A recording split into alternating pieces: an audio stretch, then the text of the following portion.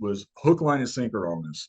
And he brought in $300,000 in cash. What a lot of the people on social media who have channels who talk about this and promote this hysteria or fear don't understand is people really take them seriously. Big believer in gold, big believer in silver for diversity, right? It's not for fear. When distributors are offering you Silver Eagles at basically what a quarter over what their replacement cost is, that tells you a lot. Is there a surplus of silver bullion? Well, today's guest seems to think so. Today we are going to be talking with a coin shop owner from Spring Hill, Florida, named Brian. He is the owner of Vermilion Enterprises. Brian has a lot to say about there being a surplus of silver. We talk about the silver squeeze and the impact that it had on people bringing in tons of money to go into silver back then, and a lot of other great topics as well. So I hope you stick with us and see what Brian had to say, because this was a great chat. So let's get into it. But before we do, don't forget to smash that like and hit that subscribe button to see more. Make sure you don't miss out on your chance to win a full monster box of Silver Eagles by going to our sponsor sdbullion.com/silverseeker and get your entry today. Brian, how are you doing today?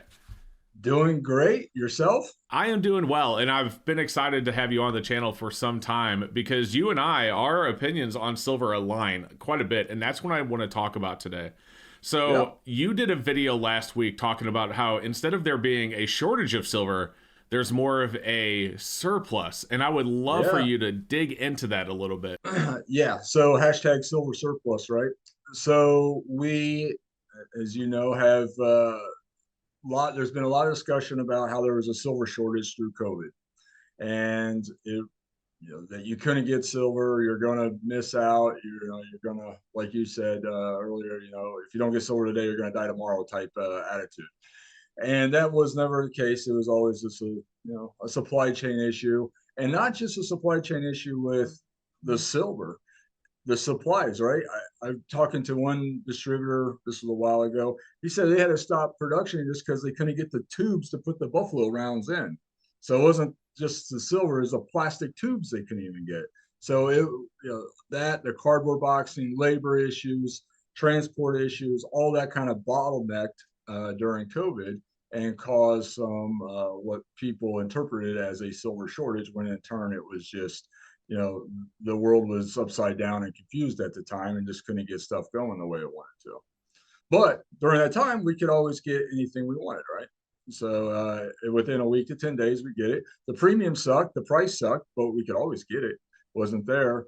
And now that the worm has turned, sort of, we are now seeing where people are in a different financial position.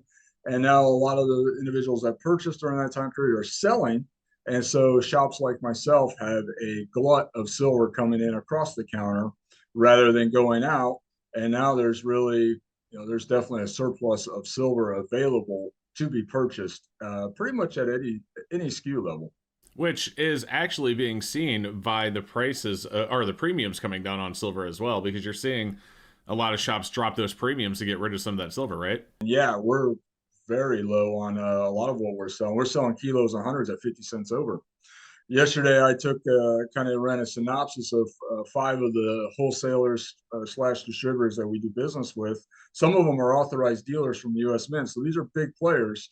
And the highest bid I saw from a wholesaler on 100-ounce bars was 5 cents over. And I think the highest I saw on kilos was they were paying spot. Oh, wow. So, yeah, and there was two of the dealers, 2 of the wholesalers that had no buy. Like they weren't interested in buying kilos or interested in buying hundreds at all at that point in time. Now that's for secondary material, of course, not your brand name vintage stuff like Ingleharts or Johnson Matthey. But yeah, there's a huge influx of silver across the counter right now compared to what's going out. Yeah, absolutely. And I've noticed that as well. I was at a coin show just this Saturday, and every single table had, full showcases of silver and a lot of premium stuff, but also just buffaloes, eagles, Cougarans, maples, like all of it. Everything was there, everything that you wanted. And the premiums were just nothing compared to what they were, 4 or 5 months ago. So we yesterday here in the shop, today's Tuesday, yesterday was Monday, obviously. We actually sold quite a bit of silver yesterday across the shop, but it was interesting. It was all Silver Eagles. I don't think, maybe we sold a tube of buffalo rounds, but we sold quite a bit of Silver Eagles. I called one of my distributors to reorder, and reorder on Silver Eagle strap boxes right now. I think it's like 340 over, $3.40. He's like, I also have these, back dates. I'll sell you a 3 over if you'd rather have a box of those than 2023s. And I was like, well, send me a box of 2023s and then send me the rest of all the back dates you got, because I can't turn down Silver Eagles at 3 over. Right. So, I bought up all his back dates too. And I was like, yeah, I mean, that tells you when distributors are offering you Silver Eagles at basically what, a quarter over what their replacement cost is from the U.S. Mint. That tells you a lot. Yeah. Yeah, and that was an authorized dealer too. So that was an authorized that's an AD from the U.S. Mint. That's crazy, because the last time I'd seen that was pre-Silver Squeeze nonsense. Yeah. You obviously, you've been a dealer for a long time, so you remember the Silver Squeeze. Let's talk about that a little bit. Oh, jeez. Oh my gosh. So full disclosure, like I'm an honest person. For the first like 2-3 weeks, I was a little drawn in. I'm like, oh man, they're doing billboards, they're telling people about silver. But then I quickly saw what was happening. And Right. I mean, within 2 or 3 weeks, I'm like, wait a second, this is not going to go. And it didn't. And I was right. This is not going to go the way that, because there's so much out there. And what happened, the whole Silver Squeeze, was not only did we see premiums going up because of the COVID already as well, but then the Silver Squeeze, and maybe you can dig in a little bit more because you probably know even more than I do. But then the Silver Squeeze like amplified that to a level of craziness, and everyone expected. I remember that day I did this video because APMEX had pulled all of their silver off of their website until the markets opened up again. And so I did a video about that, showing like there's nothing, you can't order anything, what's going on. And everyone expected to wake up and the markets to skyrocket. And what happened, was like silver shot up, 75 cents to $1, and then quickly dropped back down. But the premiums just skyrocketed. It was just everywhere. It was crazy. And so I'm watching, and I've said this on the channel before, and I know you don't have time to watch everyone's video, so I don't expect you to have seen this. But I had saw on my channel, or I saw on Salivate Metal's channel, I should say, and I commented on mine, that someone had posted, and I saw this in other places as well, but I saw this specifically in a YouTube comment. Someone had posted that they took out a second mortgage on their house and put it all into silver. And Right. like, I just head slapped. I mean, I just couldn't believe I hope he was just BSing, but Oh, I doubt it. you doubt it. So tell me some stories. What have you seen as a result of what happened back then? So during COVID specifically, it hasn't happened too much as of late, although we saw there was a lot of nonsense when the BRICS meeting was going on in August of this year. There was a lot of fear associated with that too. We saw some of it then. But during COVID, during the height of the Silver Squeeze, we had people coming into the shop, mostly, I will say, elderly people, who would come in and literally cashed out their life savings, and I mean like into like $100 bills, and we're bringing it into the shop wanting to buy silver and gold because they were believing this nonsense that was spewing out on social media regarding the Silver Squeeze and how you're not going to be able to get it, how the U.S. dollar is going to be worthless, how the U.S. dollar is going digital, and you're not even going to be able to use cash money. And well, you know the rest. I mean, so forth and so on. There was people literally coming in my shop with 50 grand. One lady came in with $180,000. She sold her house, got the proceeds, turned that into cash, walked into the shop, and wanted to buy $180,000 in gold and silver. Try to talk her out of it, and she's like, no, I have to do this. I'm like, all right. So we filled that order. We had one gentleman we were able to talk out of it. He was 82 or 83 years old and was hook, line, and sinker on this. And he brought in $300,000 in cash. And his wife she's like beside herself, like she does not want him to do this. And I'm asking him, like, why do you want to do this? He's like, because we're not going to be able to use our cash. It's going to be taken away. It's going to be turned into a digital currency. We got to have silver now. Silver's going to go to the moon type of thing. And I go, sir, you're 82 years old. Like, nothing's going to happen in your lifetime that is going to affect you financially. And so I was able to convince him to put the money back into the bank. Don't spend it. His wife was crying. She was so happy, gave me a hug and everything. Talked the guy down off the ledge. And I told him, like, look, man, you got 300 grand here. You're 82 years old. Go on a cruise or something. Go on some like once in a lifetime trip, or do something nice for yourself or your family or whatever. Enjoy that money. Don't turn it into silver or gold that you're going to do nothing with, but probably lose money with the premiums at what they were at that time. What a lot of the people on social media who have channels who talk about this and promote this hysteria or fear don't understand is that people really take them seriously and make real life decisions based on what some of these people are saying who have no access to the industry, who are literally just regurgitating what they're seeing, and uh, they're being taken seriously. And it's kind of sad. That's sad. That's really unfortunate. I'm glad you talked that one person out of it, but I can't Yeah, imagine. I mean, like you said, there's that, people I couldn't though. There's yeah, people we couldn't talk out. They were hook, line, and sinker. yeah. I have And another. Go ahead. go ahead.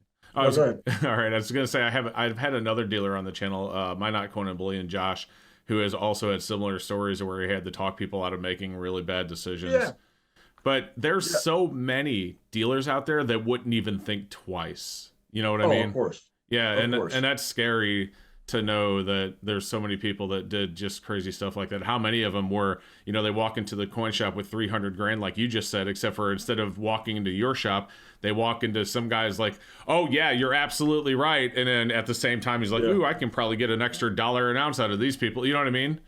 yeah, That's, absolutely. that's, Well, and the reason, yeah, there's two reasons. One, you got a conscience, right?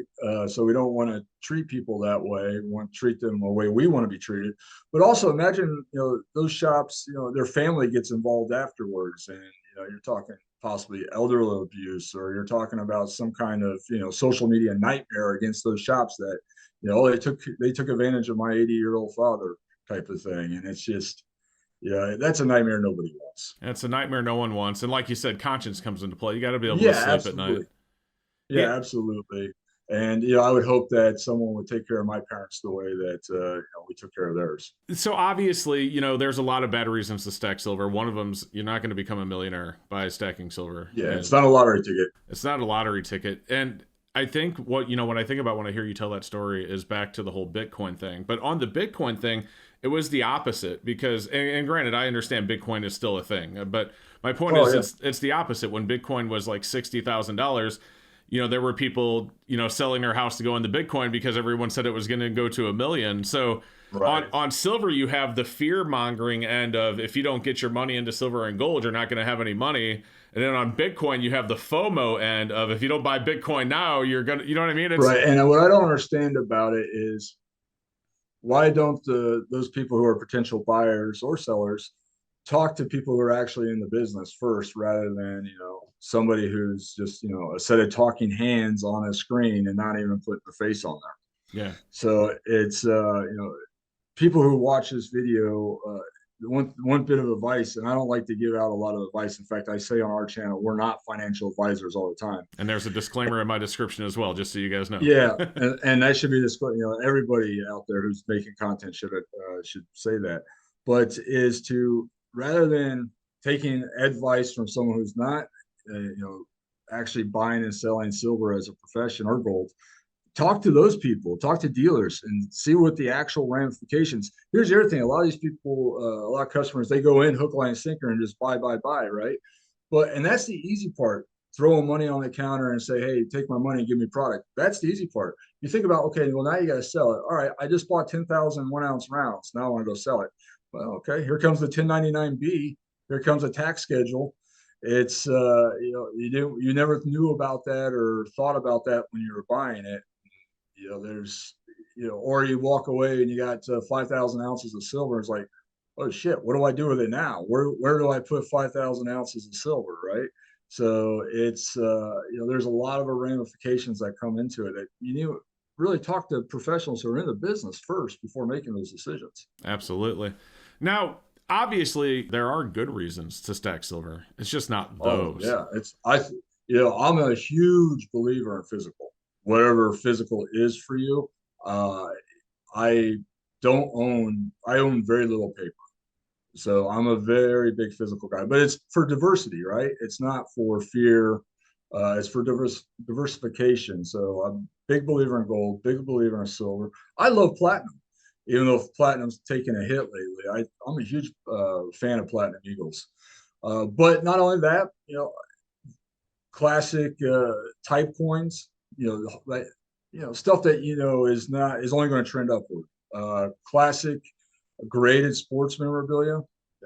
Those are things that are really, I think, great investments. I'm not talking about stuff you get out of ripping packs for sports cards, but I'm talking about like graded Jordan rookies. That's a great thing to own.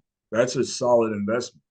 Uh, so it's not just gold and silver. It's things that are physical. I'm a big believer in that. Absolutely, and I agree. I talk all the time about how I obviously stack gold and silver, but I also invest in other avenues as well. I kind of into Magic the Gathering, as nerdy as that makes me sound. I have some very classic. I have like a BGS 8 Volcanic Island beta. It's like things like that. So, but you're right. Yeah, Dark Lotus. I do have a Black Lotus, but it's not a beta. Okay. But I'm with you. I mean, obviously, cash is important. No one's going to question that. You're going to need cash to live your lives. You can't walk into a gas station and buy your gas for your car with silver. You can't pay your mortgage. I mean, keep in mind, there's an exception to every rule. But for the majority of the people, you can't buy your gas with silver. You can't pay your mortgage with silver. You can't pay your electric bill with silver. So cash is important. And I think another thing, and you can probably speak to this as well, is I see a lot of people that put all of their money in the silver and then all of a sudden they need cash. And when they need cash and they have to sell in a down market at an inopportune time because they're forced to sell, they can't wait for that good time to sell. They are forced to sell at a bad time because they put all their cash in the silver. I'm sure you've seen that. Oh, for sure. Absolutely. And that's a problem for people, obviously. But I will say we also have people who do that. They use that approach. We have customers who use that approach for a positive reason too. And I have a number of them because if they have money, whether it's in their checking account or as cash in their wallet or pocket, they'll just spend it. So they'll actually come in. We have a number of customers that come in with their paycheck every whatever their paycheck period is and turn it into silver and then come back and sell. They know sometimes they're selling a loss, sometimes they're selling at a gain, but they know if they don't do that, they're just going to go blow that money. And it's because they have no self control when it comes to cash. So by buying silver or gold, they put a layer of, an obstacle in front of them to spend that money. And that obstacle is us. Yeah. So there is that side of it too. And I think that's good that people recognize when they don't have a self-control, how to navigate through that to live responsibly. But there's people that we have come in that literally, instead of having, let's say, 10% of their net worth in precious metals, they have 90%. I mean, that happens all the time. And they get jammed up from time to time when they need to make a purchase. I have a friend, I even nicknamed him Fish Tank for this for a while. He did the same thing. So he had lost his wife, unfortunately. And after he lost his wife, he got really heavy into drinking. He was going out every single weekend. And, people, the whole silver hype, silver's going to save your life, buy silver. Well, it kind of did for him, but not in the way that, most people are buying silver for. He started buying silver and dropping rounds into the bottom of his fish tank. And he specifically did that so he would have less cash to drink on, because he would, like you said, get his paycheck. He'd go out and spend it all, just drinking and, going to clubs and whatever. And he literally said silver saved his life, but not because it made him a bunch of money, but because it kept him from spending all of his money, because he put it in that. And he would drop it all into the bottom of the fish tank. And I always asked him why. And he said, well, if anyone ever breaks in my house, they're not going to go look in my fish tank for valuables. Most likely not. That's pretty fair. Fair enough. So, well, Brian, I think that's probably good for this video. I would love to have you on again, maybe in the future, if absolutely. Absolutely. Guys, do me a favor. Vermilion Enterprises, they have a channel. It's linked in the description below. You should go over there and check them out by clicking that link. Give them a sub. And, check it. They put their prices online every 2 or 3 days, so maybe check those out as well. Brian, thank you for joining me. I appreciate it. I appreciate you having us. And for people who don't know us and our channel, the one thing that we categorically, like our mantra here, our modus of operation is transparency. And so when, like, whether you walk into my shop or you watch us on YouTube, you see blast right in front of your face what we buy things for, right next to what we sell things for. And so the price is, you can see either right then in real time and know exactly what the game is. So there's no, pulling the magic curtain back type of mentality here. It's very transparent. I like that. Thank you. There's a few dealers I know that are like that, and they're all great ones like you. So thank you so much, Brian. And again, well, we guys, appreciate you having us. so it was a pleasure to have Brian on the channel, and we will definitely have him back in the future. So if you guys want to make sure that you don't miss those videos, don't forget to subscribe and hit that notification bell to get all notifications so you don't miss out on the next one. Additionally, guys, I'm going to put a video up here. I actually went to a coin show in St. Charles, Missouri, and talked to multiple coin dealers about the current gold and silver market at local coin shows. If you haven't seen that yet, that's the next video you should watch. And otherwise, have a great rest of your day, and we'll see you next time.